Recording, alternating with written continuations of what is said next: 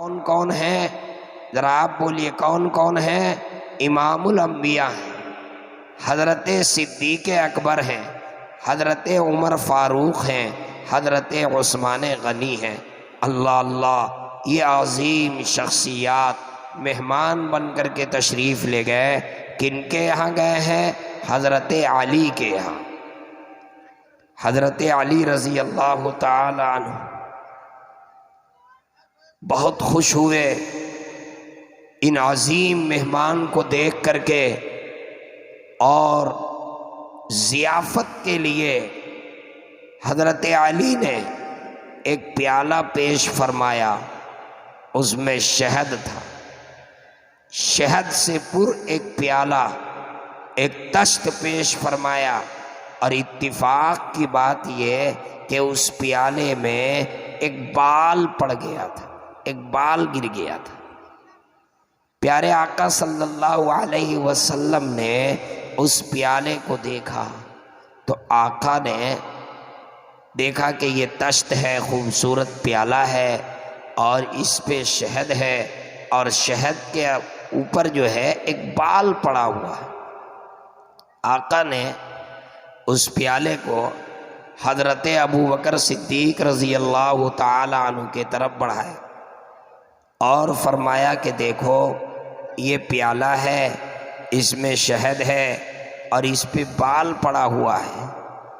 इसमें अपना अपना दिमाग लगा करके और तबसरा पेश करो, इस पे तबसरा करो। हजरत अबू बकर सिद्दीक रज़ी अल्लाह ताला अन्हु प्याले को हाथ में लेते हैं और क्या खूबसूरत तबसरा फरमाते हैं। सिद्दीक अकबर फरमाते हैं, ए अल्लाह के रसूल, मोमिन का दिल, मोमिन का कल्ब इस प्याले से ज़्यादा रोशन, और मोमिन के कल्ब में ईमान का आना ये शहद से ज़्यादा शीरीं, और उस ईमान को बचा कर ले जाना ये बाल से ज़्यादा बारीक है। मोमिन का दिल जो है ये आमाज गाह है, मोमिन का कल्ब। इसीलिए कहा गया है कि सबसे पहले अपने दिल से फतवा लो। दिल कभी गलत चीज़ की निशानदेही नहीं करता, दिल कभी गलत की तस्दीक नहीं करता। एक आदमी चोरी करता है, चोरी करने के लिए जाता है, कदम बढ़ाता है, हाथ बढ़ाता है, निगाह से देखता है, कान से सुनता है, जुबान से चखता है, लेकिन दिल उसका ये कहता है कि ये गलत है। दिल ये कहता है कि ये गलत है। दिल सबसे बड़ा मुफ्ती है और ये आमाज गाह है। अल्लाह के नबी सरवरे कौनैन सल्लल्लाहु अलैहि वसल्लम की खिदमत में सिद्दीक अकबर ने अर्ज किया, या रसूल अल्लाह, मोमिन का दिल इस तश्त से ज्यादा रोशन है और मोमिन के दिल में ईमान ये शहद से ज्यादा शीरी है। अल्लाह अल्लाह, ईमान से बड़ी और कोई नेमत है? ईमान से बड़ी और कोई दौलत है? ईमान से अजीम कोई नेमत नहीं, ईमान से बड़ी कोई नेमत नहीं। और मेरे दोस्तों, ईमान पर खात्मा हो जाए, ईमान पर खात्मा हो जाए तो वो शख्स जन्नत में जाएगा। मन क़ाल आखिर कलामिही ला इलाहा इल्लल्लाह दखलल जन्नह, जिसका आखिरी कलाम ला इलाहा इल्लल्लाह होगा वो जन्नत में दाखिल होगा। क्या शान है ईमान की, क्या मकाम है ईमान का, क्या मर्तबा है ईमान का, और क्या शान है ईमान का। यही तो वजह है कि आज पूरी दुनिया ईमान को लूटने की कोशिश कर रहे हैं। जान का खतरा कोई बड़ा खतरा नहीं है, सबसे बड़ा खतरा अगर कोई खतरा है तो ईमान के खतरा है, ईमान के लूटने का खतरा है। आज जिसको हम अपना दुश्मन समझते हैं, जान का दुश्मन नहीं, माल का दुश्मन नहीं, अगर जान और माल का दुश्मन है तो ये काबिले बर्दाश्त है किसी लिहाज से, लेकिन मेरे दोस्तों, ईमान का अगर दुश्मन है, ईमान का लुटेरा है, वो बर्दाश्त से बाहर बात है। ईमान आज दुश्मन जो लगे हुए हैं हमारे ईमान को लूटने की कोशिश कर रहे हैं, कैसे इन्हें बेईमान बना दिया जाए। आज हमारी बच्चियों को मुर्तद बनाने की कोशिश की जा रही है। एक नहीं, आदाद शुमार के मुताबिक सैकड़ों हमारी ऐसी बच्चियां हैं जो गैरों के हाथ में चली गई, मुर्तद हो गई। उन्हें बहलाया जाता है, उन्हें फुसलाया जाता है, उन्हें सब्ज बाग दिखलाया जाता है, उन्हें ऐशो इशरत की बात कही जाती है, उन्हें मोबाइल में फंसाया जाता है। फेसबुक के जरिए से, यूट्यूब के जरिए से, व्हाट्सएप के जरिए से उन्हें सब्ज बाग दिखा करके और उनके ईमान का सौदा किया जा रहा है। ऐ मेरे दोस्तों, आज ये हालात हैं, एक दो की तादाद में नहीं, हजारों की तादाद में हमारी बच्चियां गैरों के हाथ में जा चुकी हैं। एक सिर्फ महाराष्ट्र में वहां के सरकारी जो रिपोर्ट है, उस रिपोर्ट के मुताबिक हर महीना लगभग 60 से 70 बच्चियां जो हैं वो हमारी गैरों के हाथ में जा रही हैं। भोपाल के अंदर जो है, एक ही गांव से तकरीबन 100 औरतें, लड़कियां नहीं वो औरतें 100 की तादाद में वो गैरों के हाथ में चली गई। और हर गांव में, हर इलाके में, हर सूबे में ये तहरीक चल रही है, इन मुस्लिम बच्चियों के ईमान को लूटा जाए। ये ईमान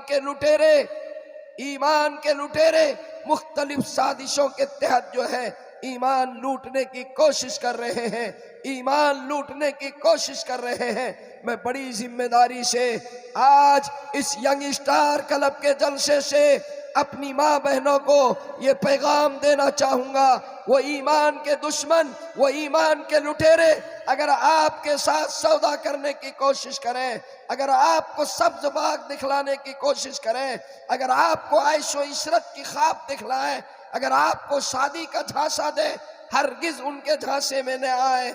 ईमान ये सबसे बड़ी दौलत है, ईमान ये सबसे अदीम नेमत है। ऐ मेरी बहनों, ऐ मेरी बेटियों, ईमान का सौदा ना करें। और सुन लीजिए, इनका मकसद ये नहीं होता कि वो आपसे शादी करें, आपको इज्जत बख्शे, नहीं, वो आपकी इज्जत को लूटने के लिए, आपकी इस्मत को तार तार करने के लिए, आपकी इज्जत को खिलवाड़ करने के लिए वो आपको शादी का झांसा देते हैं। और वाकयात एक नहीं, सैकड़ों वाकयात हैं शादी का झांसा दे करके और वो ले करके फिरार होते हैं। और साल 2 साल के बाद उनकी इज्जत को लूटने के बाद, उनकी इस्मत को लूटने के बाद फिर उसे कोठे में हवाले कर देते हैं, उसे जिस्म फरोशी पर मजबूर करते हैं, उसे कोठे में बेच देते हैं। और फिर वो पूरी जिंदगी सिसकियां भर के जिंदगी गुजारती है, पूरी जिंदगी पछताती है, पूरी जिंदगी आह भरती है। अब वो न घर की होती है, न घाट की होती है, वो कहीं की नहीं होती है। ऐ मेरी माएँ और बहनों, आज ये मोबाइल के जरिए से आज ये फितना आम हो रहा है। मैं अपनी माओ को और अपनी बहनों को और अपनी बेटियों को मैं ये पैगाम देना चाहता हूँ, आप इस साजिश का शिकार हरगिज ना हो। ऐ मेरी माओ, ऐ मेरी बेटियों, ऐ मेरी बहनों, आप कुरान पढ़ो और कुरान करीम में आप उन ईमान वाली मोमिना के वाक़ये को पढ़ो जिन्होंने ईमान के खातिर कुर्बानी दी। कैसी कुर्बानी दी? उलमा स्टेज पर बैठे हुए हैं, उलमा से पूछिए। सूरह बुरूज में ये वाक़या मनक़ूल है। एक काफिर बादशाह का ज़माना था। काफिर बादशाह वो जालिम बादशाह था, बहुत ही बड़ा जालिम था, बहुत ही बड़ा जाबिर था, जुल्म की इंतहा थी। उस जमाने में कुछ लोग ईमान के अंदर दाखिल हो गए, ईमान में दाखिल हो गए। जब उस जालिम बादशाह को ये खबर मिली कि लोग ईमान में दाखिल हो गए हैं, तो उन्होंने खंदक खुदवाई और उस खंदक में आग जलाई गई। ईमान वाले को बुलाया जाता और उससे सवाल किया जाता, ये बताओ तुम ईमान से वापस लौटते हो या नहीं, तुम ईमान से वापस फिरते हो या नहीं। अगर तुम ईमान से वापस फिरोगे तो तुम्हारी जान बख्श दी जाएगी। अगर तुम मुर्तद हो जाओगे तो तुम्हारी जान बख्श दी जाएगी। और अगर तुम ईमान पर कायम रहोगे, अगर तुम ईमान पर कायम रहोगे तो तुम्हें इस खंदक के अंदर अभी डाल दिया जाएगा। तारीख शाहिद है, वो हमारे मोमिन भाई एक नहीं बड़ी तादाद में खंदक के हवाले हो गए। जामे शहादत उन्होंने नोश कर लिया, लेकिन ईमान का सौदा नहीं किया। उसी में एक खातून भी थी, एक औरत भी थी। जब उसे खंदक के सामने लाया गया और उस मुसलमान औरत, उस मोमिना औरत से ये सवाल किया गया कि या तो ये बताओ कि तुम अपने ईमान पर कायम रहोगी या ईमान से फिर जाओगी। अगर तुम्हें अपनी जिंदगी महबूब है तो ईमान से वापस लौट जाओ। वाक़ये में है कि उस औरत के गोद में एक बच्चा था। अल्लाह अल्लाह, औरत अपने गोद में बच्चे को उठा कर लाई थी। जब उसने ये कहा कि अगर तुम ईमान से वापस नहीं लौटोगी तो बच्चे समेत अभी इस खंदक के हवाले कर दिया जाएगा, तुम्हारे बच्चे को भी तुम्हारे साथ इस खंदक के अंदर डाल दिया जाएगा। वो औरत थोड़ी देर के लिए झिझक गई, थोड़ी देर के लिए झिझक गई। उसके अंदर थोड़ी सी कमजोरी आई, अपनी जान के वजह से नहीं, बच्चे की मोहब्बत में।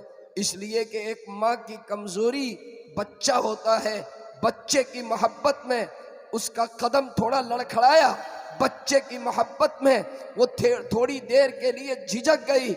लेकिन वो बच्चा जो गोद में था, वो बच्चा बोल उठता है, अपनी माँ से कहता है, अम्मी जान इस्बिर, सबर कर लीजिए अम्मी, आप हक के ऊपर हैं, घबराइए नहीं अम्मी, खौफ न खाइए, आप मेरी मोहब्बत में कदम न लड़खड़ाइए, अम्मी जान सब्र कर लीजिए, आप हक पर हैं, सब्र कर लीजिए। चुनांचे जब बच्चे ने ये जुमला कहा तो फिर वो औरत जो झिझक गई थी, उनके पांव के अंदर इस्तिकामत और वो मजबूत हो गई। और फिर वो जालिम बादशाह ने उस बच्चे के साथ उस औरत को खंदक के हवाले कर दिया। ऐ मेरी माँ और बहनों, कुरान में ये वाक़या मज़कूर है। अल्हम्दुलिल्लाह, अल्हम्दुलिल्लाह, जान का सौदा कर ली, जान चली गई, जामे शहादत नोश कर ली, लेकिन ईमान नहीं जाने दी, ईमान नहीं जाने दी। है मेरी माँ और बहनों, जब ईमान मजबूत होता है, जब सीने में दिल में ईमान रासिख हो जाता है, तो दुनिया की ताकत कोई उसे ईमान से हटा नहीं सकती। दुनिया की कोई ताकत ऐसी नहीं है जो उसे ईमान से फिरने पर मजबूर कर दे। ईमान एक मर्तबा जब दिल के अंदर रासिख हो जाता है, ईमान एक मर्तबा जब दिल के अंदर घर कर लेता है, दुनिया की सारी ताकतें एक तरफ, माल और दौलत एक तरफ, ऐशो इशरत एक तरफ, हुकूमत व इख्तिदार एक तरफ, ईमान एक तरफ। ऐ मेरी माओ, ऐ मेरी बहनों, आज ऐसे ईमान की जरूरत है, आज ऐसे मोमिना की जरूरत है, ऐसी कुव्वत की जरूरत है। वो ईमान के लुटेरे जो बहलावे की कोशिश करें, वो ईमान के लुटेरे जो बहकाने की कोशिश करें, वो ईमान के लुटेरे जो ईमान के सौदा करने की कोशिश करें, उसको ऐसा जवाब दीजिए, ऐसा जवाब दीजिए कि वो पीछे हटने पर मजबूर हो जाए। मैं ये अर्ज कर रहा था कि हजरत अबू बकर सिद्दीक रजी अल्लाह ताला अन्हु ने बड़ी कीमती बात की। क्या फरमाया? अर्ज किया, अल्लाह के रसूल, मोमिन का दिल इस तश्त से ज्यादा रोशन है और मोमिन के दिल में ईमान ये शहद से ज्यादा शीरी है, और उस ईमान को बचा कर ले जाना ये बाल से ज्यादा बारीक है।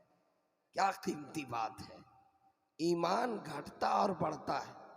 ईमान, हदीस में है कि ईमान घटता और बढ़ता है। आप पूछिएगा कि मौलाना साहब जरा ये समझाइए, ईमान घटता बढ़ता किस तरह से? मैं आपको एक मिसाल देता हूं। आप मस्जिद नमाज पढ़ने के लिए जाएं, मस्जिद नमाज पढ़ने के लिए जाएं और मस्जिद के अंदर जो है आपको एक मोबाइल मिल जाए किसी का, आपको घड़ी मिल जाए किसी का, तो आप इमाम साहब के पास जाते हैं और कहते हैं कि इमाम साहब ये घड़ी, ये मोबाइल मिला है, आप ऐलान कर दीजिए ये किसकी घड़ी है, ये किसका मोबाइल है। वो 50,000 का मोबाइल हो, वो 25,000 की घड़ी हो, वो इमाम साहब को देकर ऐलान करवा देते हैं। और वही आदमी जब मस्जिद से बाहर निकलता है, रास्ते में चलते हुए उसे 500 रुपये नजर आ जाता है, तो उस पर वो पैर रख देता है और पहले इधर उधर देखता है कि कोई देख तो नहीं रहा, दाएं बाएं देखता है कि कोई देख तो नहीं रहा, और फिर आहिस्ते से उठाकर उसको जेब में डाल लेता है। मस्जिद में 50,000 का मोबाइल उठाया लेकिन जेब में नहीं डाला, और मस्जिद से बाहर 500 रुपये जेब में डाल लिया। क्या बात है? बात असल ये है कि जब मस्जिद के अंदर वो दाखिल हुआ, ईमान वाला जब मस्जिद में दाखिल होता है तो उसके ईमान का ग्राफ ऊपर आ जाता है। ये सोचता है ये चोरी की जगह नहीं है, ये झूठ बोलने की जगह नहीं है, ये फ्रॉड की जगह नहीं है, ये धोखा देने की जगह नहीं है। उसका ईमान का ग्राफ बढ़ जाता है, इसलिए वो 50,000 का मोबाइल लेकर नहीं जाता। और जब वो मस्जिद से बाहर निकलता है तो उसके ईमान का ग्राफ नीचे उतर जाता है जी, इसलिए वो 500 रुपये भी जेब में डाल लेता है। ऐ मेरे नौजवान दोस्तों और ऐ मेरे बुजुर्गों और ऐ मेरे भाइयों, ईमान ये सबसे अजीम नेमत है। दिल से ये इरादा कीजिए पूरी जिंदगी ईमान पर इंशाअल्लाह जिंदा रहेंगे। बोलिए हाथ उठाकर इंशाअल्लाह जी। भाई शोर ना करें, तवज्जो के साथ बात सुने, बड़ी कीमती बात बता रहा हूं। सबसे पहले हजरत अबू बकर सिद्दीक रजी अल्लाह तआला अन्हु ने राय दी। अब उसके बाद किन की बारी आई? हजरत उमर फारूक रजी अल्लाह तआला अन्हु की।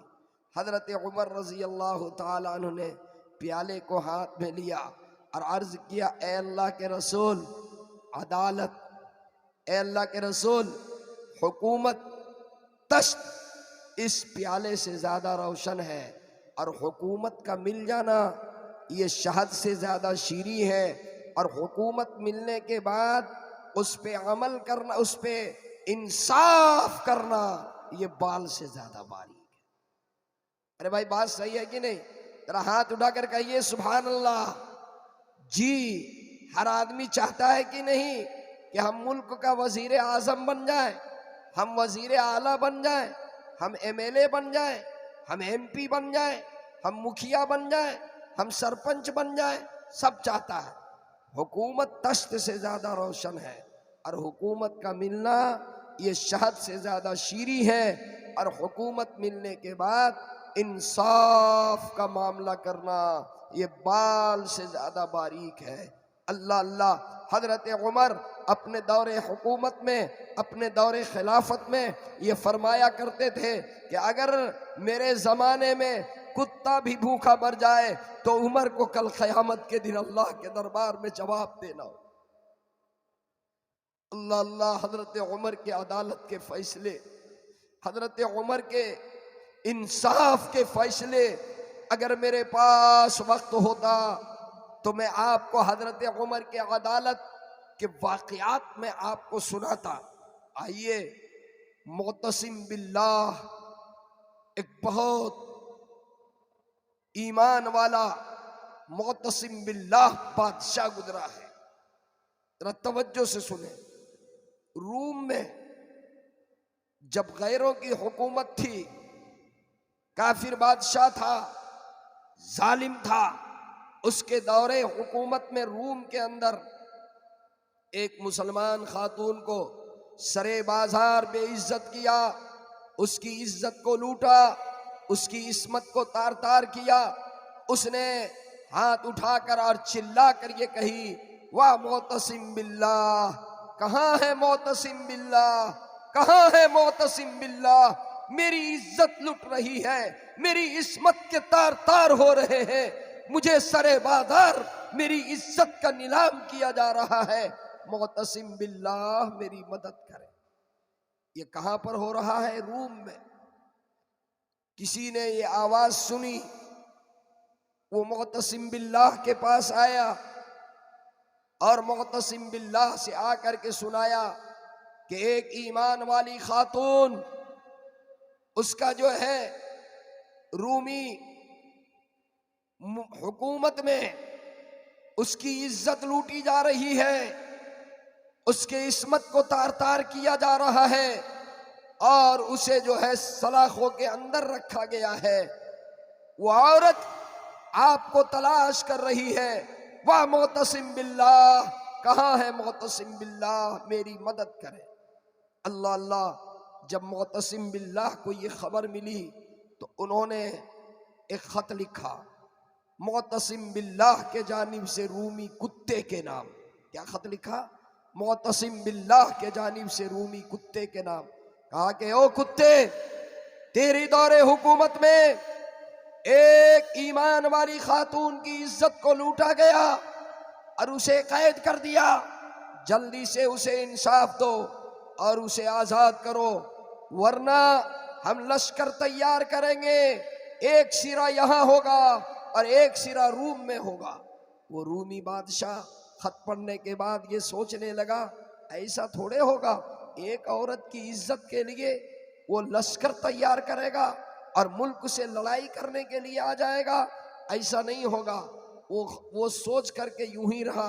मोतसिम बिल्लाह उन्होंने लश्कर तैयार किया और लश्कर लेकर के रूम पहुंचा और रूमी सल्तनत को तहस नहस कर दिया।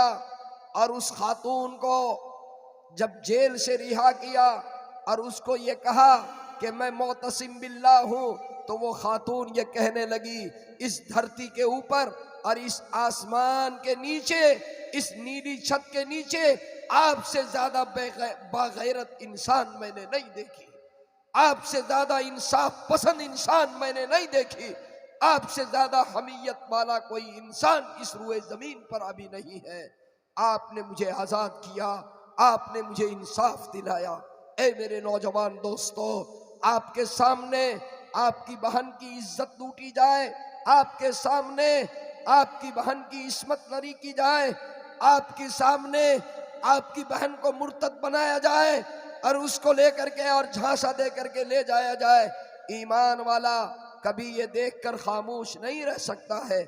ईमान वाला कभी ये देख करके चुपचाप नहीं रह सकता है। आज इज्तिमाइयत की जरूरत है। अपनी सफों में इज्तिमाइयत पैदा कीजिए, अपनी सफों में इत्तेहाद पैदा कीजिए, अपने अंदर वो जज्बा ईमानी पैदा कीजिए, अपने अंदर वो हरारत पैदा कीजिए। आज हमारी कोई मोमिन बच्ची, कोई मुसलमान बच्ची गैर के हाथ में ना जाने पाए और उन ईमान के लुटेरों को, ईमान के लुटेरों से अपनी बच्चियों को कैसे महफूज रखा जाए, इसके लिए मैं ये पैगाम दूंगा, अपनी बच्चियों को दीनी दरसगाह में पढ़ाइए, अपनी बच्चियों को इस्लामी स्कूल में पढ़ाइए। अगर आपके पास पैसे हैं तो आप शादियों में 50-50 लाख रुपए खर्च करते हैं, 1-1 करोड़ रुपए खर्च करते हैं, 25 लाख रुपए खर्च करते हैं।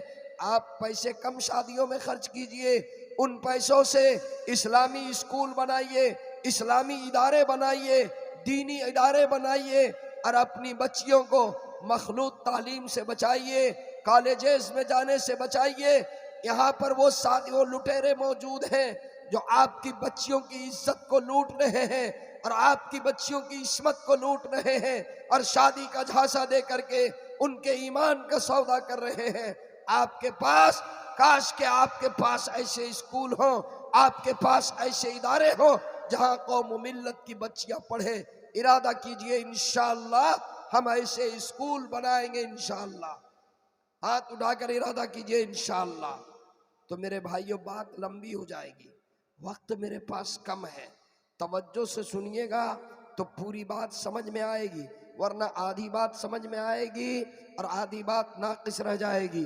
तवज्जो से सुनिए, मैंने क्या कहा कि प्यारे आका सल्लल्लाहु अलैहि वसल्लम हजरत अबू बकर सिद्दीक हजरत उमर फारूक, हजरत उस्मान गनी मेहमान बन करके तशरीफ ले गए।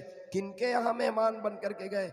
हजरत अली के यहाँ। हजरत अली ने जियाफत करते हुए एक प्याला पेश फरमाया जिसमें शहद था, उस पे बाल पड़ा हुआ था।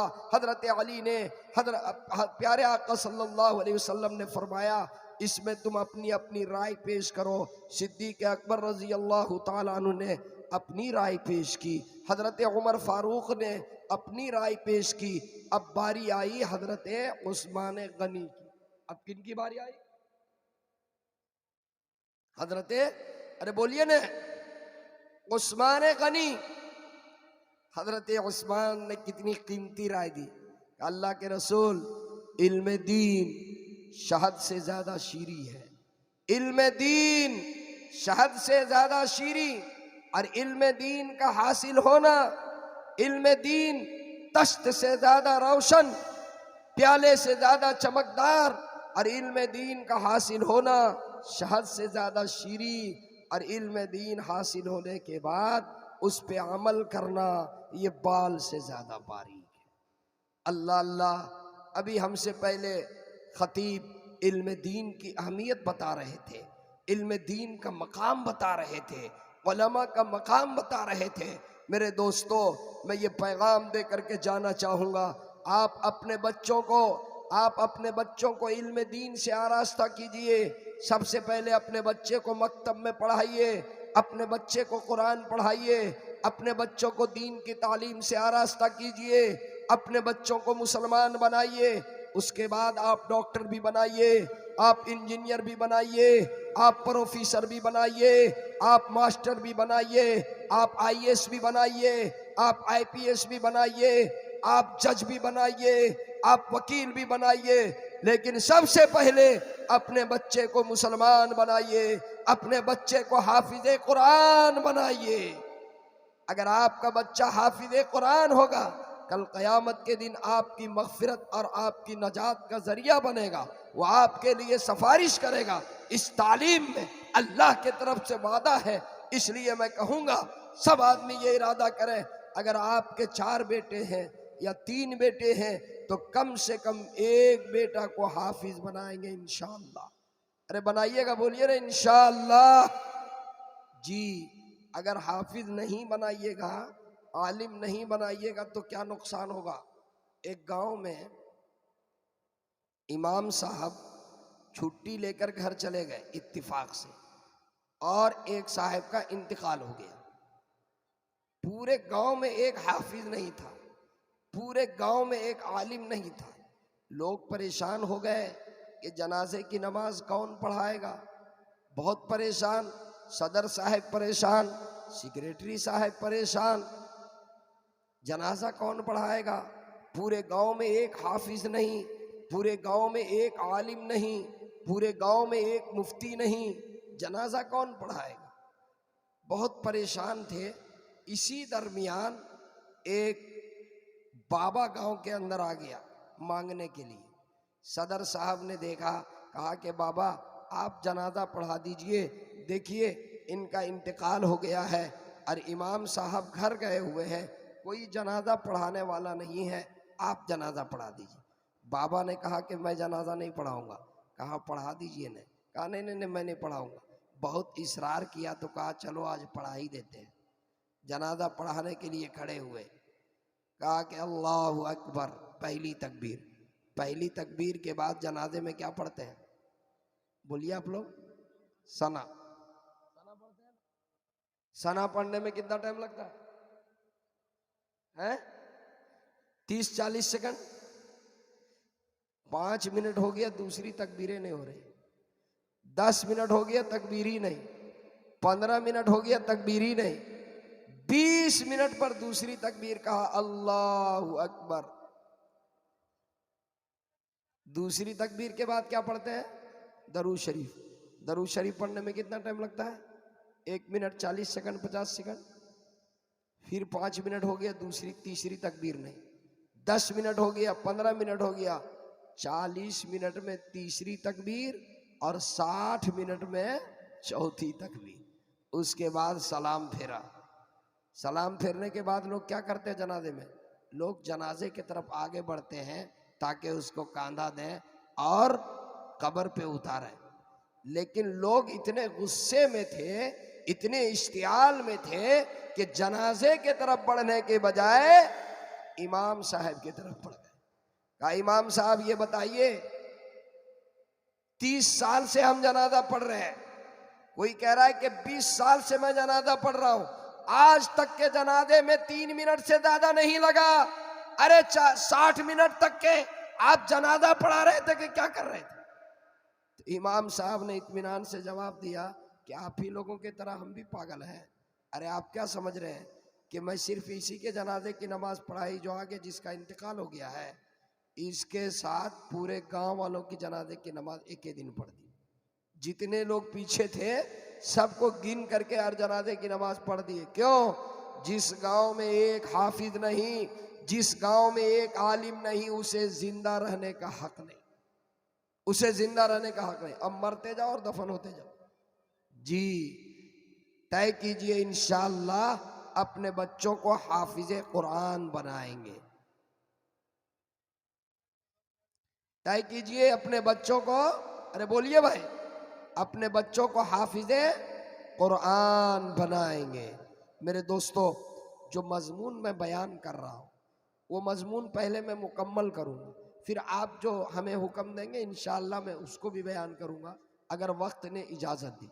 पहले अगर बता देते तो मैं इसी को अपना उन्वान बनाता, लेकिन अब मजमून मुकम्मल होना चाहिए। क्या बात आ रही थी? सबसे पहले हजरत अबू बकर सिद्दीक रज़ी अल्लाह ताला अन्हु की राय आई, फिर उसके बाद हजरत उमर, फिर उसके बाद हजरत उस्मान। अब किन की बारी है? हजरत अली। अरे बोलिए ना आप लोग, आज आप लोगों को भी बोलना पड़ेगा मेरे साथ, तब तक नहीं कर पाएंगे। हजरत अली, हजरत अली ने क्या राय दी? बड़ी कीमती राय।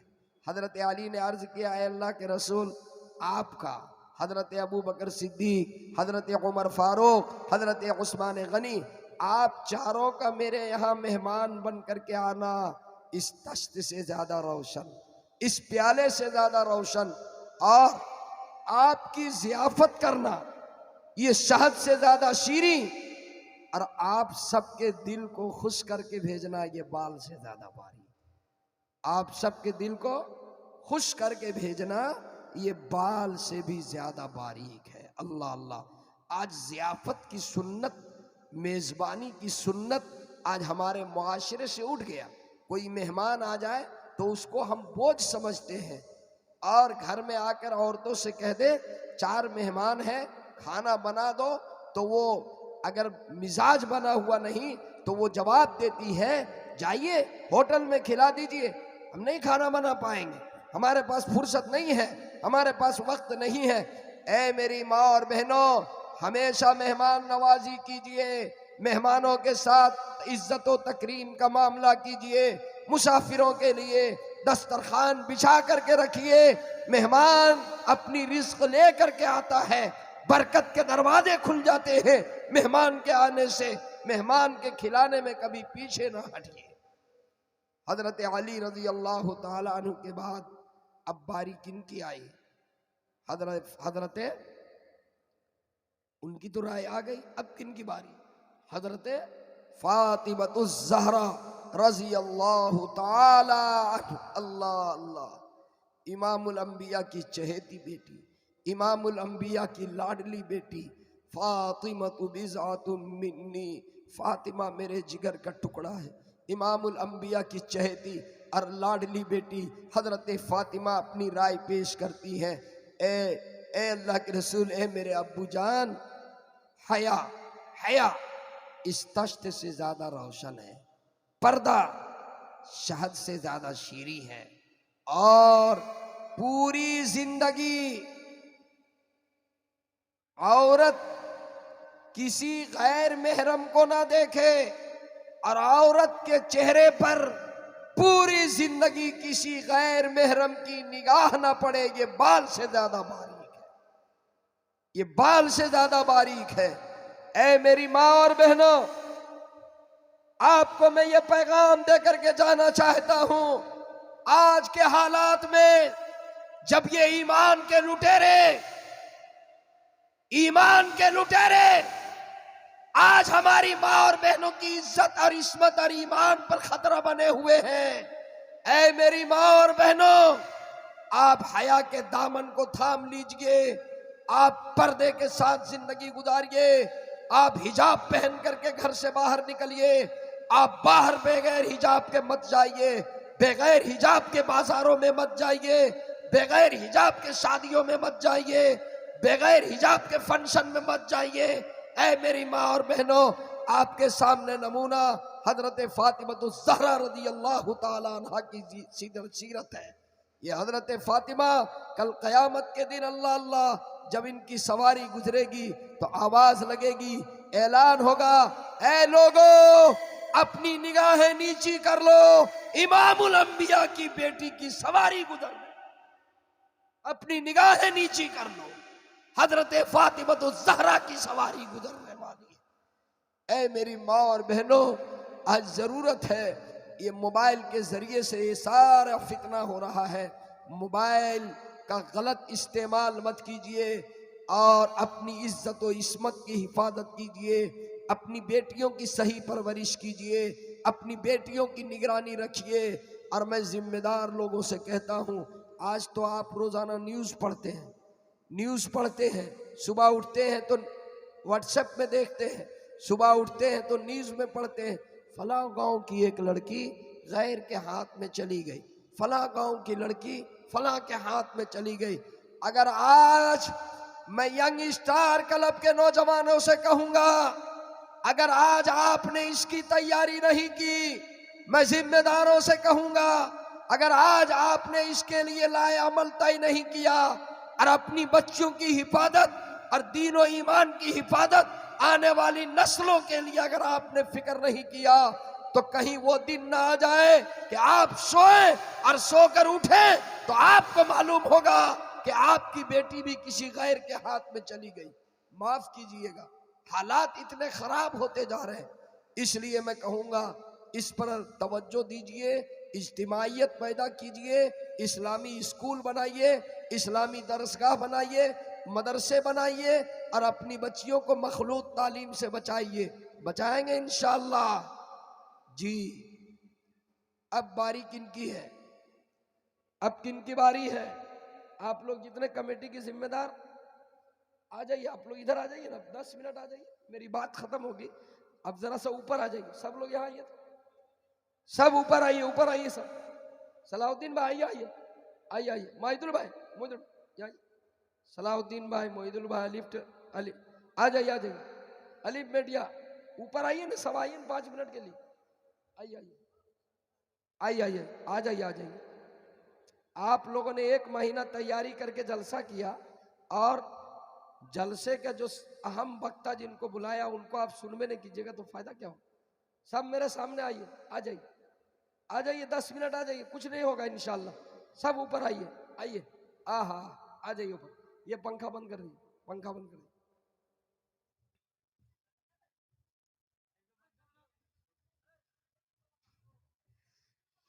अभी हमारे मोहिदुल भाई मछली खिलाए खाने में। क्या खिलाए? मछली। मैं कभी वो मछली नहीं खाई जो मछली ये खिलाए। कहा कि मौलाना साहब हजरत जरूर खाइए, बहुत अच्छी मछली। मैं खा रहा था तो मुझे एक लतीफा याद आया, सुना दूं मोहिदुल भाई। एक बादशाह था, एक बादशाह था। बादशाह के दरबार में एक मछुआरे ने नदी में मछली पकड़ करके और बादशाह के पास लाया और कहा कि बादशाह सलामत, आप भी आ जाइए ऊपर। आपको कह रहा हूं, क्या नाम? हाँ हाँ, आपको आप हैं सनोवर भाई, आइए आइए आइए आइए, आ जाइए आ जाइए। असल में सनोवर भाई की गाड़ी गई थी मुझे लाने के लिए और अभी पहुंचाने के लिए भी जाएगी, इसलिए सनोवर भाई मेरे सामने आइए। आपका बहुत बहुत मैं शुक्रिया। आइए आइए, इधर आ जाइए, आइए आइए आइए। तो बादशाह के दरबार में मछली पकड़ कर लेकर के गया और कहा कि बादशाह सलामत, ये मछली नदी से बहुत मखसूस मछली आपकी खिदमत में लाया हूं, आपके लिए मैंने पूरे दिन मेहनत किया और लाया हूं। बादशाह ने मछली देखा तो बहुत खुश हुआ। बादशाह के मिजाज में सखावत थी, सखी था, और उसकी बीवी के मिजाज में बुखालत थी, बखील। कभी कभी ऐसा होता है कि शौहर सखी और बीवी बखील, और कभी ऐसा होता है कि बीवी सखी और शौहर बखील। तो वहां क्या था, बादशाह सखी था और बीवी बहुत बखील थी। तो बादशाह ने खुश होकर के और मछुआरे को 200 दिरहम दे दिया। कितना दिया? 200 दिरहम। बीवी देख करके और तिलमिला गई, 500 ग्राम की मछली और आपने 200 दिरहम दे दिया, वापस कर दीजिए मछली और पैसा वापस कर दीजिए, वापस ले लीजिए। तो बादशाह ने कहा, रे बेवकूफ औरत, मैं बादशाह हूं, कुछ तो इज्जत रहने दो। मैं बादशाह हूं, कुछ तो मेरी इज्जत बचने दो। कहा कि सुनिए, मैं आपको एक तदबीर बता रहा हूं, उस तदबीर को कीजिए, इज्जत भी बच जाएगी, पैसा भी वापस हो जाएगा और मछली भी उसकी वापस हो जाएगी। कहा क्या तदबीर है? कहा तदबीर ये है, उसको बुला करके पूछिए कि मछली नर है या मादा है। नर मादा समझते हैं आप लोग? नर है या मादा है? अगर वो कहेगा नर है तो आप कहिए कि नहीं, हमको मादा चाहिए, और अगर वो कहेगा मादा है तो आप कहिए हमको नर चाहिए। इस तरह से मछली वापस, पैसा वापस। बुलाया मछुआरे को, कहा भाई मैं तो तुमसे पूछा नहीं और मैंने मछली ले ली, ये बताओ कि ये मछली जो तुम ले करके आए हो, ये नर है या मादा है? कहा कि बादशाह सलामत। वो बहुत तेज था मछुआरा। कहा बादशाह सलामत, ये मछली ना नर है ना मादा है, ना नर है ना मादा है, ये तो बिल्कुल एक मखसूस मछली है, हजारों में एक मिलती है, ना नर है ना मादा है, ये एक अलग मछली है जो हजारों में एक मिलती है। बादशाह बहुत खुश हुआ, वजीर को बुलाया, कहा 200 दिरहम और दे दो, 200 दिरहम और दे दो। पहले तो 200 मुंह परेशान थी, अब कितना चला गया? 400। जाते हुए रास्ते में दरबार में एक सिक्का पड़ा हुआ था, वो सिक्का उठा करके उसने जेब में डाल लिया। वो देख ली उसकी बीवी, बादशाह की बीवी। कहा कि बादशाह सलामत, ये तो चोर आदमी है, आपने इसको 400 दिनार दिरहम दे दिया, इसके बावजूद ये दरबार से सिक्का उठा लिया। बुलाइए इसको, वापस बुलाइए चोर को, और पैसा वापस ले लीजिए और पूछिए क्यों इसने दरबार से सिक्का उठाया। बुलाया, बादशाह ने कहा कि ये बताओ, मैंने तुमको 400 दिनार इनाम दिया, इसके बावजूद भी तुमने सिक्का उठा करके जेब में डाल लिया। कहा कि बादशाह सलामत, मैं चला जा रहा था, रास्ते में सिक्के पर मेरी निगाह पड़ी, मैंने देखा कि सिक्के पर आपकी तस्वीर छपी हुई है, सिक्के पर आपकी तस्वीर छपी हुई है। मेरे दिल में ये ख्याल आया कि अगर किसी और की निगाह न पड़े तो कहीं इस तस्वीर पर वो अपना कदम न रख दे, पांव न रख दे, जो बादशाह के वकार के खिलाफ है, बादशाह के शान के खिलाफ है, बादशाह की इज्जत के खिलाफ है। इसलिए मैंने उस सिक्के को उठाया और पहले आपकी तस्वीर को मैंने चुम्मा लिया, बोसा लिया, और उसके बाद उसको हमने जेब के अंदर डाल लिया। बादशाह इतना खुश हुआ, वजीर से कहा 200 दिरहम और दे दो। पहले 200 वापस करने के चक्कर में कितना दे दिया? 600 दे दिया। ये मछली का कमाल है। ये हमारे मोईदुल भाई जो मछली खिलाए, वो मछली उससे भी अच्छी मछली थी या वही मछली थी। बहरहाल मेरे दोस्तों, बड़ी कीमती बात सुना रहा था। अगर आपको मेरी बात याद हो, शुरू कहाँ से किया कि हजरत प्यारे आका सल्लल्लाहु अलैहि वसल्लम के सामने जो प्याला पेश फरमाया हजरत अली ने, आका ने सबसे राय मांगी, बताओ अपनी अपनी राय दो। हजरत फातिमा रजी अल्लाह तआला अन्हा ने भी अपनी राय पेश कर दी। अब इसके बाद किन की बारी है?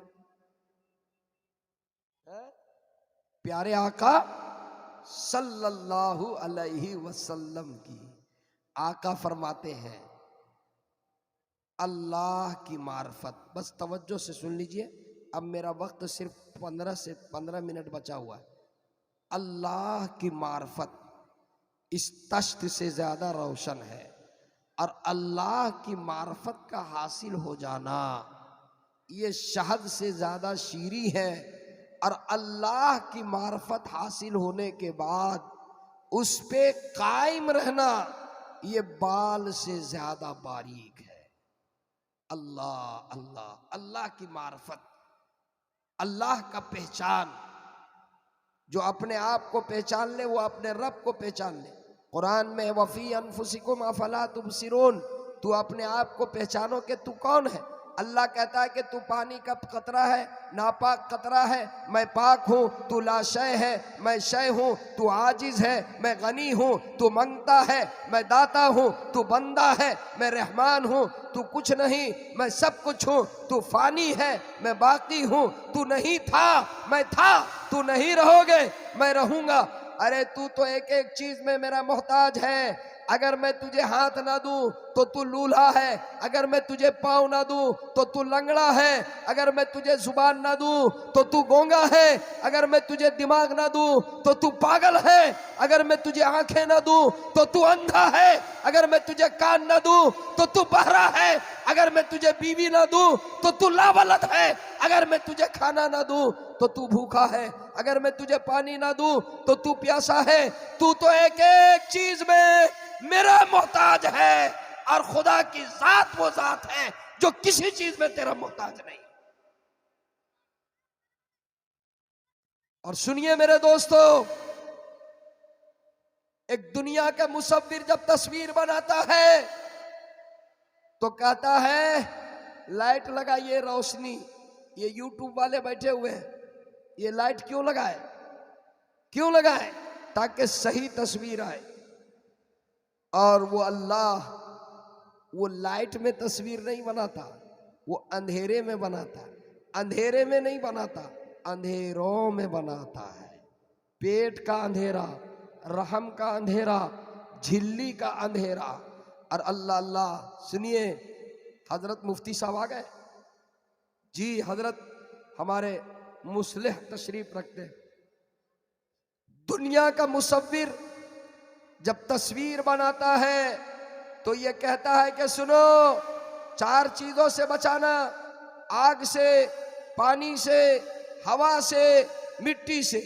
आग में डालोगे जल जाएगी, पानी में डालोगे धुंधली हो जाएगी, हवा में रखोगे इसके नुकूश मिट जाएंगे, मिट्टी में रखोगे तो दीमक खा जाएगी। अल्लाह जिन 4 चीजों से दुनिया का मुसव्विर तस्वीर को बचाने के लिए कहता है, बचा कर रखने के लिए कहता है, वो मुसव्विर उन्हीं 4 चीजों से तस्वीर बनाता। उन्हीं 4 चीजों से। ये जिस्म किससे बनाया? यही अरबाए अनासिर है, हवा, आग, पानी, मिट्टी। और सुनिए, दुनिया का मुसव्विर जब एक तस्वीर बनाता है तो सामने एक तस्वीर रखता है और फिर वो तस्वीर बनाता है। और वो मुसव्विर सामने रखकर तस्वीर नहीं बनाता। जब से ये दुनिया बनी है और जब तक के ये दुनिया रहेगी, जब से ये कायनात बनी है, हजारों नहीं अरबों खरबों बेशुमार इंसानों को अल्लाह ने बनाया। और क़यामत तक के हजारों खरबों इंसान को अल्लाह बनाएगा। कभी एक की शक्ल दूसरे के शक्ल से नहीं मिलती। और शक्ल तो दूर की बात है, ये उंगली का जो पोरवा है, ये जो उंगली का निशान है, ये पोरवा भी एक दूसरे से नहीं मिलता। जभी तो आज के गवर्नमेंट ये कहती है कि दस्तखत से काम नहीं चलेगा, फिंगरप्रिंट, बायोमेट्रिक हाजिरी लगाओ, पासपोर्ट बनाने जाओ तो बायोमेट्रिक, वहां फिंगरप्रिंट लगाओ, सिर्फ दस्तखत से काम नहीं चलेगा। जमीन रजिस्ट्री करो तो फिंगरप्रिंट लगाओ, सिर्फ दस्तखत से काम नहीं चलेगा। क्यों? इसलिए कि जब से ये दुनिया बनी है और जब तक के ये दुनिया रहेगी, ये अंगूठों के निशान भी अल्लाह ने सबका अलग अलग बनाया। बला कादिरीना अला अन नुसब्बिया बनाना, कुरान में है, इन निशानात को भी अल्लाह ने अलग अलग बनाया। ये उनकी कुदरत की बात है। मेरे दोस्तों, वक्त नहीं है कि मैं तफसील पर जाऊं। मुख्तसर बात में अर्ज करके आपसे रुखसत हुआ चाहता हूँ। प्यारे आका सल्लल्लाहु अलैहि वसल्लम के बाद हजरत जिब्राईल अमीन ने अर्ज किया, ए अल्लाह के रसूल, राह खुदा इस दश्त से ज़्यादा रोशन है, और राह खुदा में अपनी जान और माल का लगाना ये बाल से ज़्यादा, अपनी जान और माल का लगाना ये शहद से ज़्यादा शीरी है। और एक मर्तबा राह खुदा में निकलने के बाद पूरी ज़िंदगी उस पे इस्तिकामत ये बाल से ज़्यादा बारीक है, ये बाल से ज़्यादा बारीक है। मेरे दोस्तों, मेरे नौजवानों, मैं ये पैगाम दे करके आपसे रुखसत हो रहा हूँ। आपने ये जलसा किया, अल्हम्दुलिल्लाह, बहुत खुशी की बात है। इस गए गुजरे दौर में जब कोई गाना और ऑर्केस्ट्रा की मजलिस करता है, कोई कव्वाली की मजलिस लगाता है, कोई और किसी दुनियावी मजलिस का इनेकाद करता है, ऐसे मौके पर दीनी जलसा करना, दीन की बात कहने के लिए उलमा को बुलाना और दीन की बात सुनने के लिए जमा होना, ये नेक फाल है, ये खुश आइन बात है। इसलिए कि जब दीन की बात कही जाती है और जब दीन की बात सुनी जाती है तो अल्लाह रब्बुल इज़्ज़त की तरफ से हिदायत के फ़ैसले उतरते हैं। ऐ मेरे नौजवानों, आप मुबारकबाद के मुस्तहिक हो। मैं आपको एक पैगाम दे करके जाना चाहता हूँ। वो पैगाम आज के हालात हाजरा के एतबार से वो पैगाम मैं आपको दे करके इसलिए जाना चाहता हूँ ताकि आने वाली नस्लों में आप सही मेहनत करके और खुद भी अपनी ज़िंदगी को बदलें और आने वाली नस्लें भी अपनी ज़िंदगी को बदलेंगी। आप भी अपने अंदर इनकलाब लाएं ताकि आपको देख करके छोटे छोटे बच्चे भी आगे चल करके वो अपने अंदर इनकलाब लाएंगे। आपको मालूम है इस वक्त फिलिस्तीन के अंदर झगड़ा हो रहा है। किसका झगड़ा है? वहाँ दो कौम के दरमियान आपस में जो झगड़ा है, एक कौम का नाम यहूदी है और दूसरा कौम जिनका नाम मुसलमान है, जो हमारा भाई है, कलमा पढ़ने वाला है। आज ये यहूदी किस कदर जुल्म उठा रहे हैं आप पढ़ेंगे, आप देखते हैं वीडियोस को, कलेजा कांप जाता है। बच्चे के सामने माँ की लाश, बच्चे के सामने बाप की लाश और माँ बाप के सामने मासूम बच्चे को खाको खून में तड़पा दिया जा रहा है। एक नहीं, एक एक 7 10 और 50 और 100 लाश को दफन किया जा रहा है। खाने पीने और इंसान की ज़रूरी चीज़ें, दवाई तक के वहाँ पर मौजूद नहीं है। शायद क्या ऐसी सूरत हाल कभी इससे पहले ना आया हो। और वो यहूदी जो जुल्म उठा रहे हैं, मेरे नौजवानों, आपको मालूम है कि उनकी तादाद कितनी है? पूरी दुनिया में उनकी तादाद सिर्फ 1.25 करोड़ है, सिर्फ 1.25 करोड़ पूरी दुनिया में। और मुसलमानों की तादाद कितनी है पूरी दुनिया में? 1 अरब 40 करोड़। कितनी तादाद है? 1 अरब 40 करोड़। और उनकी तादाद कितनी है? सिर्फ 1 से 1.25 करोड़। 1 अरब 40 करोड़ एक तरफ और एक तरफ सिर्फ 1 से 1.25 करोड़। लेकिन 1 अरब 40 करोड़ मिलकर के उस 1.25 करोड़ को लगाम नहीं लगा पा रहे। हम आराम से हैं, ऐशो इशरत में है और हमारे भाइयों के ऊपर वहां पर ऐसा जुल्म उठाया जा रहा है, ऐसा मजालिम, ऐसे मजालिम ढाए जा रहे हैं। ऐ मेरे भाइयों, ऐ मेरे बुजुर्गों, ऐ मेरे नौजवानों, जज्बात में आकर के कोई फैसला करना मुनासिब नहीं। जज्बात में आकर के कमेंट कर देने से मसला पूरा नहीं होता। नौजवान आता है, देखता है, उन वीडियोस को देखता है तो कमेंट में कुछ लिख देता है। क्या कमेंट कर देने से हो जाएगा? नहीं। मैं ये पैगाम दे करके और यहाँ से जाना चाहता हूँ, अगर आपको उनसे सच्ची मोहब्बत है, अगर वहाँ के बच्चों से मोहब्बत है, अगर वहाँ के बेवाओं से मोहब्बत है, अगर अपने मुसलमान भाइयों से मोहब्बत है, तो आज के इस यंग स्टार क्लब के जलसे से सिर्फ एक इरादा कर लीजिए, सिर्फ एक इरादा कर लीजिए कि आज के बाद हम सच्चा मुसलमान बन करके जिंदगी गुजारेंगे। अरे हाथ उठाकर कहिए इंशाअल्लाह। सच्चा मुसलमान, सच्चा मुसलमान बन करके जिंदगी सिर्फ गुजारने का वादा कर लीजिए। इससे बेहतर और कोई खराज तहसीन नहीं हो सकता है।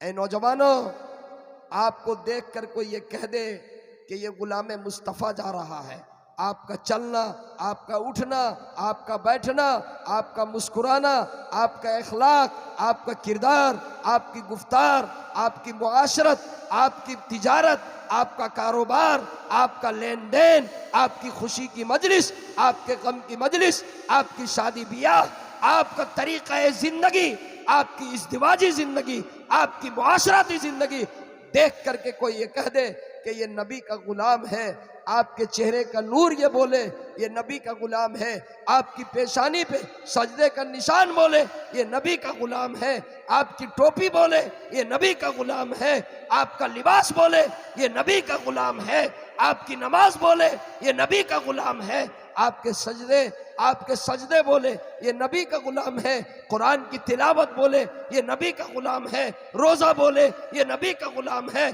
सदका खैरात बोले ये नबी का गुलाम है, आपका हज बोले ये नबी का गुलाम है। और मैं एक जुमला कहा करता हूँ कि अगर आप कारोबारी हैं तो आपकी दुकान का तराजू बोले ये नबी का गुलाम है। नबी का गुलाम कम नहीं तोल सकता, नबी का गुलाम झूठ नहीं बोल सकता, नबी का गुलाम चुगली नहीं कर सकता, नबी का गुलाम चोरी नहीं कर सकता, नबी का गुलाम बदकारी नहीं कर सकता, नबी का गुलाम डकैती नहीं कर सकता, नबी का गुलाम किसी पर जुल्म नहीं कर सकता, नबी का गुलाम किसी को नहीं सता सकता। अरे तुम सच्चा नबी का गुलाम बन जाओ, मुस्तफा के मुतवालो, शमे रिसालत के परवानो, नबी के दीवानो, तुम ये तय करके जिंदगी गुजारो कि हम सच्चा मुसलमान बनकर जिंदगी गुजारेंगे इंशाअल्लाह। और सुनिए यंग स्टार क्लब के नौजवानों, यंग स्टार क्लब के नौजवानों, मैं एक पैगाम देना चाहता हूं। आप एक पैगाम मेरा सुन लो, उसके बाद बात को खत्म करूं। जो लोग नीचे ऊपर भेजिए तब बात करके मैं खत्म करूं। आ जाइए मोइनुल भाई, आइए आइए आइए।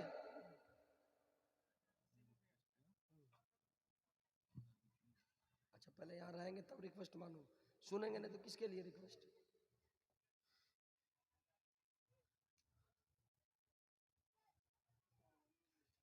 देखिए एक जलसा होता है, जलसा कराने में कितने दिन से लगे होंगे? कम से कम 1 महीने से। क्या मोइनुल भाई, 1 महीने से तैयारी किए? 1 महीने से तैयारी किए। कितनी मेहनत किए होंगे, किस लिए तैयारी किए? ताकि जलसा हो। आपने झारखंड से मौलाना को बुलाया, तकरीर कितनी देर हो गई? 1 महीने की तैयारी में 1 घंटा। कितनी देर तकरीर करेंगे? 1 घंटा। 1 घंटा तकरीर करने के लिए आपने 1 महीना तैयारी किया, लेकिन उस 1 घंटा भी आप तैयारी में लगा देंगे तो क्या फायदा हो? वो 1 घंटा जो आपका है वो 1 महीने की तैयारी इसीलिए कि उस 1 घंटे को आप यहाँ पर लगाइए, उस 1 घंटे में आप बात सुन लीजिए, तब 1 महीने की आपकी तैयारी कामयाब। और अगर 1 घंटा भी आप बात नहीं सुन सके तो आपके जलसा कराने से इन लोगों को तो फायदा होगा, आपको फायदा नहीं होगा। फिर कोई दूसरा जलसा करेगा तब आपको फायदा होगा। इसलिए मैं आखिरी वक्त में आपको मजबूर किया, माफ कीजिएगा। मैंने नौजवानों आपको ऊपर बुलाया इसलिए कि एक कीमती पैगाम दे करके जाना चाहता हूँ। मैंने क्या कहा कि जज्बात में आकर के और कमेंट करने से कोई फ़ायदा नहीं है। अगर फ़िलिस्तीन के मुसलमानों से और वहाँ के बच्चों से और वहाँ की बेवाओं से और वहाँ के कलमा पढ़ने वालों से अगर सच्ची मोहब्बत आपको है तो आप उसके लिए ये तय कीजिए कि हम सच्चा मुसलमान बन करके जिंदगी गुजारेंगे। अरे मेरे नौजवानों, यंग स्टार क्लब के नौजवानों, सुनो सुनो, आप तारीख पढ़ो। किनकी तारीख? खालिद बिन वलीद, हजरत खालिद बिन वलीद की तारीख पढ़ो, हजरत सलाहुद्दीन अय्यूबी की तारीख पढ़ो, मोहम्मद बिन कासिम की तारीख पढ़ो, आप तारीख पढ़ो, हजरत नूरुद्दीन जंगी की तारीख पढ़ो। एक तारीख बयान करता हूं। हजरत सलाहुद्दीन अय्यूबी कौन? जो बैतुल मुकद्दस के फातिह, जिन्होंने बैतुल मुकद्दस को फतह किया था, वो सलाहुद्दीन अय्यूबी। हज का महीना था और हज में लोग जा रहे थे, हाजी लोग। इंग्लिस्तान का वो शहजादा रिजिनॉल्ड, जिसने हाजियों को गिरफ्तार कर लिया और कैद कर लिया, तो हाजियों ने उस इंग्लिस्तान के शहजादे से ये कहा कि सुनिए, हम लोग हज करने के लिए जा रहे हैं, छोड़ दीजिए, हम लोग हज में जा रहे हैं, छोड़ दीजिए, क्यों गिरफ्तार कर लिए, क्यों कैद कर लिए। जब ये बात हाजियों ने कही तो वो इंग्लिस्तान का वो शहजादा, उस कमबख्त ने ये कहा था, बुला लो अपने मोहम्मद को, वो तुमको हमसे छुड़ा लो।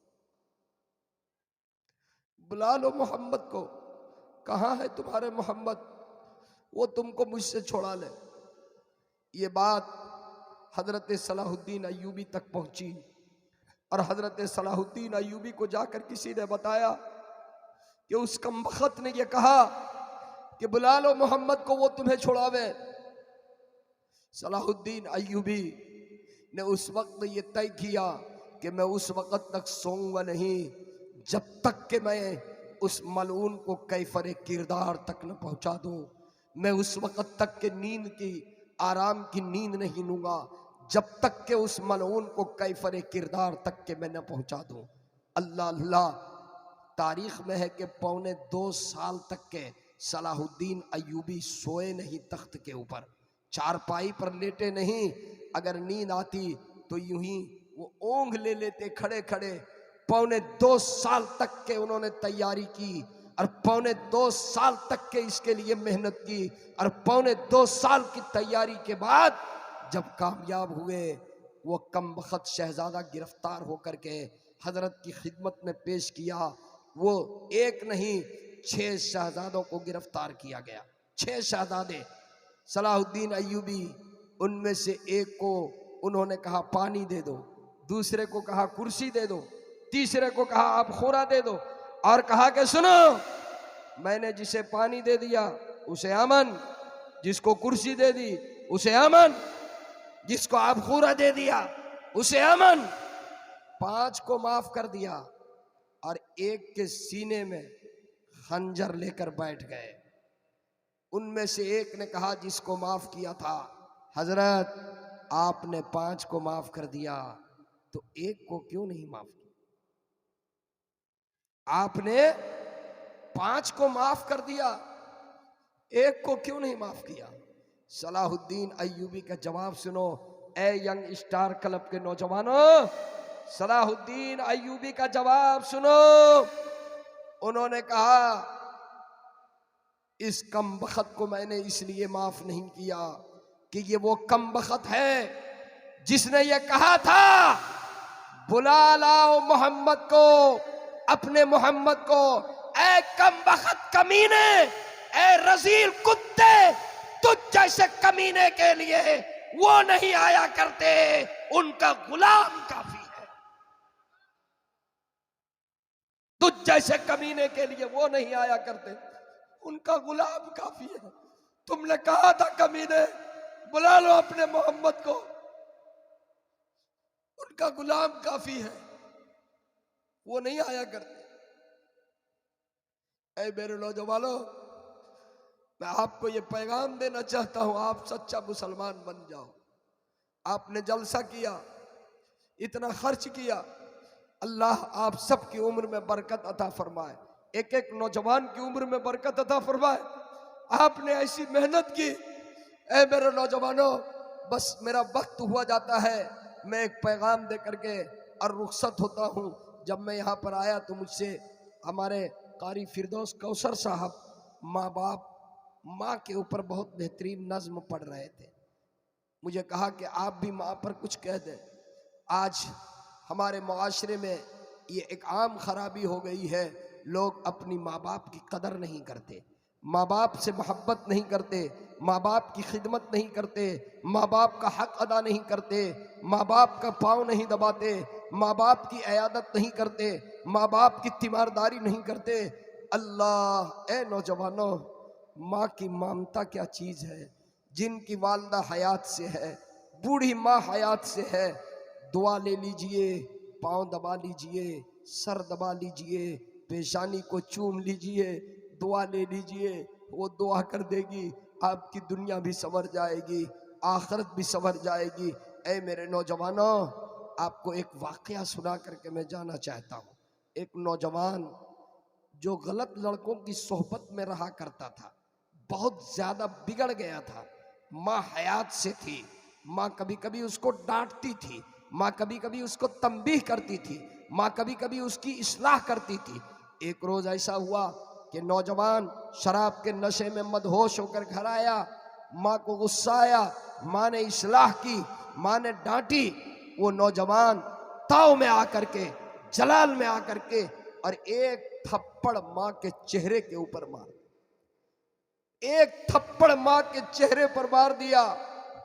पूरी रात माँ रोती रही, पूरी रात माँ रोती रही। सुबह जो है वो नौजवान जब सो गया, सुबह 9 बजे अचानक कमरे से चीखने की आवाज आने लगी। जोर से पुकार रहा, अम्मी अम्मी, जोर से चिल्ला रहा है, पुकार रहा है। माँ तो माँ होती है। जब गई, दरवाजा खोल करके देखी, कहा बेटा क्या हुआ? कहा अम्मी जान, जिस हाथ से रात में आपको थप्पड़ मारा वो हाथ शल हो गया, मफलूज हो गया। वो हाथ अब उठ नहीं, वो हाथ उठ नहीं रहा है, वो हाथ शल हो गया, मफलूज हो गया, काम नहीं कर रहा। जिस वक्त थप्पड़ मारा था उसने, माँ की जुबान से बद्दुआ निकल गई थी, तीर कमान से निकल चुकी थी, अब कुछ नहीं होने वाला। ए मेरे नौजवानों, अगर माँ बाप को सताओगे तो कभी कभी दुनिया में उसकी सजा मिल जाती है। एक नौजवान जिसका नाम था अब्दुर्रहमान बिन शीरान, हज का महीना था। हज के अरकान अदा करने के बाद हजरत मालिक बिन दीनार रहमतुल्लाहि अलैह सहने काबा में बैठे हुए थे। अल्लाह अल्लाह, काबतुल्लाह शरीफ, जो लोग हज के लिए गए हों या उम्रे के लिए गए हों, वो मुक़द्दस मकाम, वो अल्लाह का घर जहाँ पूरी दुनिया के मुसलमान पहुँचते हैं। अल्लाह अल्लाह, क्या कहने अल्लाह के उस घर के अल्लाह अल्लाह बरकतों का। अभी गुज़िश्ता महीने में भी हाजिर हुआ। मैं बचपन में एक शेर सुना करता था शायरों से कि काबे पे पड़ी जब पहली नजर, वो क्या चीज थी दुनिया भूल गए। काबे पे पड़ी जब पहली नजर, वो क्या चीज थी दुनिया भूल गए। सच्ची बात यह है मुसलमानों, जब काबा पहुंचेंगे आप और काबे पर जब आपकी निगाह पड़ेगी, आपकी दिन की दुनिया बदल जाएगी। आपके अंदर एक कैफियत पैदा होगी, अल्लाह के घर में वो कशिश है। मालिक बिन दीनार, तहज्जुद का वक्त था, तहज्जुद पढ़ने के लिए हरम काबा में गए हुए थे। तहज्जुद पढ़ करके बैठे थे, अचानक 2 फरिश्ते आए। एक फरिश्ते ने दूसरे से कहा, इस साल 4 लाख लोग हज में आए, सबका हज कबूल हो गया, सिर्फ एक शख्स का हज कबूल नहीं हुआ। मालिक बिन दीनार ने पूछा, वो कौन बदनसीब है जिसका हज कबूल नहीं हुआ? फरिश्तों ने नहीं बताया। मालिक बिन दीनार दिन भर फिक्र में रहे, कहीं मैं ही तो नहीं। अल्लाह वाले तो अपने आप के तरफ ये ले जाते हैं, कहीं मैं ही तो नहीं हो। दूसरे दिन फिर तहज्जुद के वक्त वो फरिश्ते आए, फिर उन्होंने आपस में मुज़ाकरा किया, इस साल 4 लाख लोग हज में आए, सबका हज कबूल हुआ, सिर्फ एक शख्स का नहीं। 3 दिन लगातार सुनने के बाद मालिक बिन दीनार ने कहा, आप बता क्यों नहीं देते, वो कौन शख्स है जिसका हज कबूल नहीं हुआ?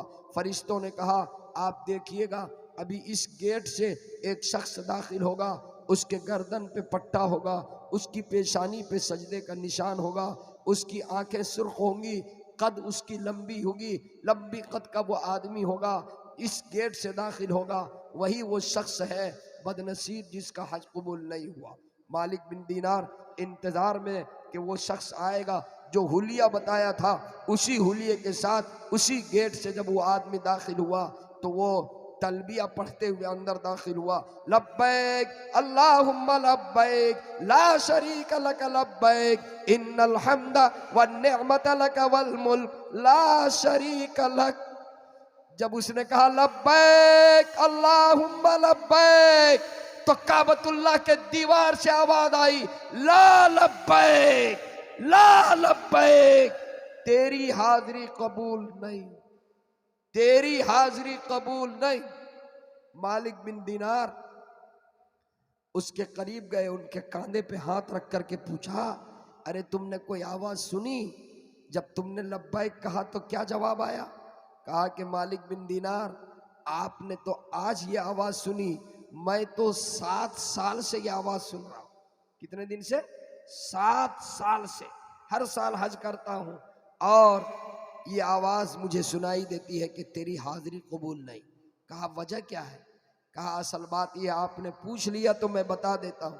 असल वजह यह है कि मैं वो बदनसीब हूँ जिसने अपनी माँ के ऊपर थप्पड़ मारा था, अपनी माँ के चेहरे पे थप्पड़ मारा था। कहा कि अरे बदबख्त मलून, तू माँ के चेहरे पे हाथ उठाया? कहा कि हाँ। कहा हट जा मेरे सामने से, ये काबतुल्लाह है, या अल्लाह की रहमत बरसती है, कहीं ऐसा ना हो कि तेरे ऊपर अल्लाह की लानत बरस जाए, हटो मेरे सामने से। कहने लगे मालिक बिन दीनार, आपने पूछ लिया तो जरा आप मेरी मदद भी कर दें, मेरी अम्मी भी हज के लिए आई हुई है, आप चल करके उनसे सिफारिश कर दें कि वो मुझे माफ कर दे। मालिक बिन दीनार कहते हैं कि तू खुद क्यों नहीं जाता?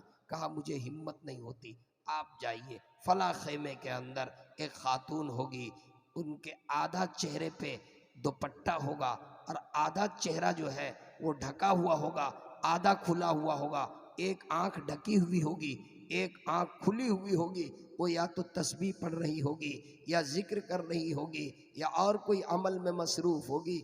आप जा कर के पूछिएगा कि आप अब्दुर्रहमान बिन शीरान की अम्मी हैं। चुनांचे मालिक बिन दीनार गए, खेमे के अंदर देखा एक खातून बैठी हुई है और एक आंख ढकी हुई है, एक आंख खुली हुई है। जाकर इन्होंने सलाम किया और पूछा आप अब्दुर्रहमान बिन शीरान की अम्मी हैं? आप अब्दुर्रहमान बिन शीरान की अम्मी हैं? जू ही ये नाम लिया, उनके आंखों में आंसू आ गया और कहने लगी क्यों वो नाम मेरे सामने लेते हो? अब्दुर्रहमान का नाम सुन करके और मेरी आंखों के अंदर दर्द शुरू हो जाता है, दर्द शुरू हो जाता है।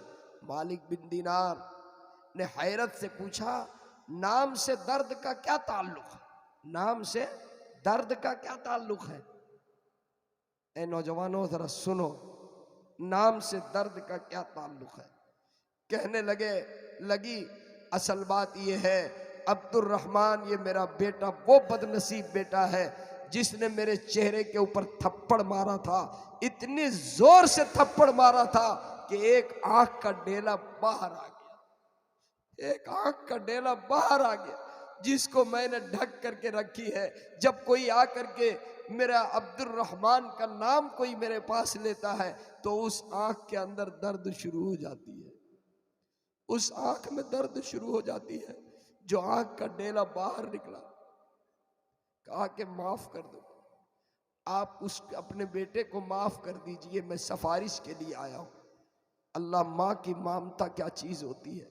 कहने लगी मैं माफ कर दूंगी, आपके कहने से मालिक बिन दीनार मैं माफ कर दूं। वो खुद चलकर मेरे पास नहीं आ सकता, वो खुद चल करके माफी नहीं मांग सकता, वो खुद चल करके मेरे पास नहीं आ सकता। मालिक बिन दीनार दौड़ते हुए गए, कहा चलो चल करके खुद से माफी मांगो। जब वो माफी मांगने के लिए हाजिर हुआ और अपनी माँ के पास आकर जब उसने सलाम किया, अरे माँ की ममता क्या होती है। माँ अपने उस बेटे को सीने से लगाती है और लगा कर ये कहती है ऐ मेरे लख्ते जिगर, 7 साल से ये सीना औलाद की मोहब्बत के लिए तड़प रहा, 7 साल से ये सीना औलाद की मोहब्बत में तड़प रहा है। तुम कहां थे पहले, क्यों नहीं आए? मैं अपनी मोहब्बत को, अपने इस सीने को जो औलाद की मोहब्बत में जोश मार रहा है, तुझे गले लगा करके सूने से चिमटा करके और उसको मैं ठंडक पहुंचा। ऐ मेरे दोस्तों, जब मां ने माफ कर दिया तो आवाज आई कि आपके माफ करने की बरकत से, आपके माफ करने की बरकत से न सिर्फ इस साल का हज बल्कि पिछला जो 7 हज इसने किया, सब हज हमने कबूल कर ली।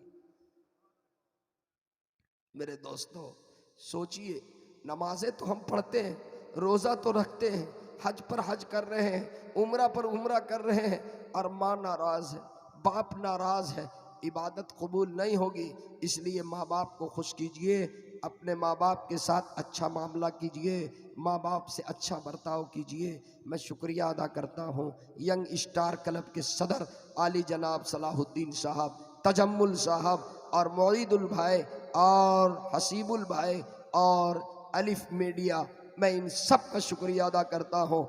इस क्लब के एक एक एक्टिव मेंबर, एक एक नौजवान का शुक्रिया अदा करता हूँ और आप सबका शुक्रिया अदा करता हूँ।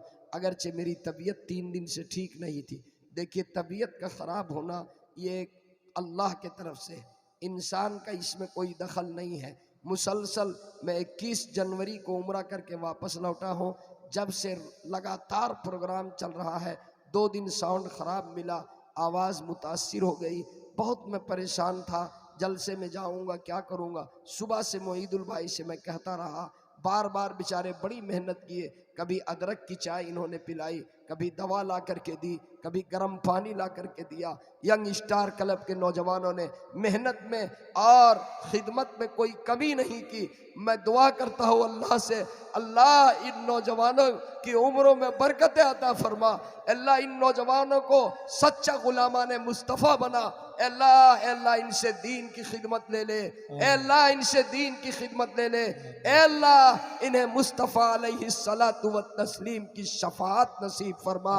अल्लाह जितने लोग यहाँ पर इस जलसे के अंदर आए, जिन्होंने दीन की बात सुनी, अल्लाह सबको अमल करने की तौफीक अता फरमा। जिस दौर पे नाज़ा थी दुनिया, वो ज़माना भूल गए, गैरों की कहानी याद रही, अपना फसाना भूल गए। मुंह देख लिया आईने में, पर्दाग न देखे सीने में, जीने को जी लगाया ऐसा, मरने को मुसलमान भूल गए। और तकबीर तो अब भी होती है मस्जिद की फिजा में, ऐ अनवर जिस ज़र्ब से दिल हिल जाते थे, वो ज़र्ब लगाना भूल गए। वमा तौफीकी इल्ला बिल्लाह व आखिर दावाना अनिल हम्दुलिल्लाहि रब्बिल आलमीन। मैं हजरत मौलाना मुफ्ती यहया साहब अल कासमी मद्ददिल्लहु आली, जो आज के इस जलसे के सदर